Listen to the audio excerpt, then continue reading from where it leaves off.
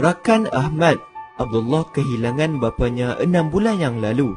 Dia yang dilantik untuk menguruskan harta pusaka bapanya tidak pernah menyangka bahawa proses pembahagian harta pusaka akan mengambil masa yang panjang dan membabitkan banyak prosedur.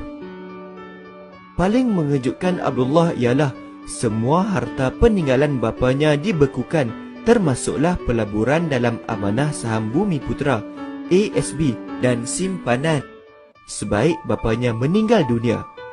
Selain itu, beberapa pertelingkahan yang berlaku antara waris menyebabkan proses tuntutan sering tertangguh. Ahmad terkejut dengan cerita rakannya itu kerana dia memikirkan bahawa pembahagian harta pusaka adalah mudah, lebih-lebih lagi untuk orang Islam kerana adanya hukum faraid. Abdullah menasihatkan Ahmad untuk meminta ibu bapanya mengurus harta yang ada, supaya kelak Ahmad tidak berdepan masalah yang kini membebaninya.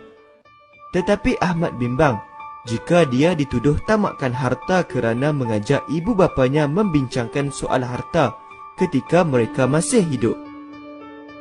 Sebenarnya, banyak isu berkaitan harta pusaka timbul kerana kita bimbang berbicara mengenainya, sedangkan mati itu pasti. Realitinya, lebih mudah untuk menguruskan harta ketika pemilik masih hidup berbanding selepas mereka tiada lagi. Ini kerana tiada siapa tahu apa akan berlaku selepas kematian pemilik. Tidak mustahil waris tidak lagi sefahaman atau ada yang tidak segan mengambil kesempatan. Sebenarnya, banyak atau sedikit harta yang dimiliki, semua orang perlu membuat perancangan harta pusaka. Dengan adanya perancangan, proses tuntutan harta pusaka akan dipermudahkan dan pertelingkahan antara waris dapat dielakkan.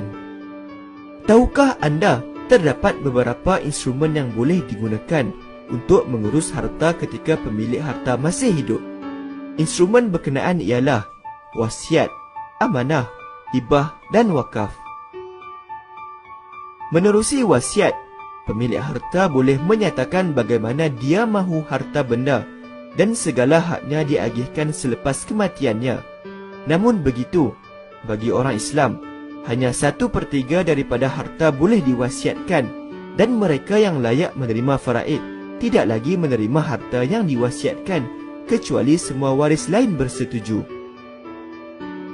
Sementara itu, menerusi amanah, pemilik harta boleh melantik pemegang amanah untuk menguruskan harta demi kepentingan penerima, terutamanya jika waris masih di bawah umur atau orang kekurangan upaya.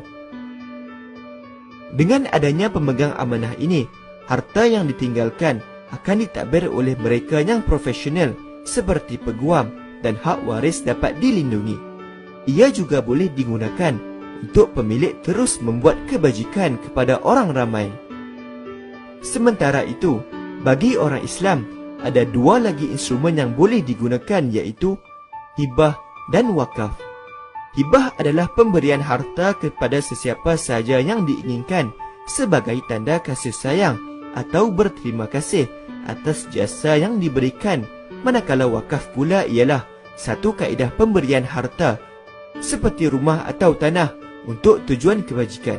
Wakaf dapat menjamin amal jariah berpanjangan walaupun selepas kita tiada.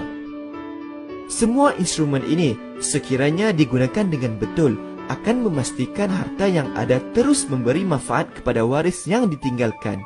Justru, rancanglah harta yang anda miliki supaya kelak ia terus memberi manfaat kepada diri anda dan mereka yang tersayang yang anda tinggalkan.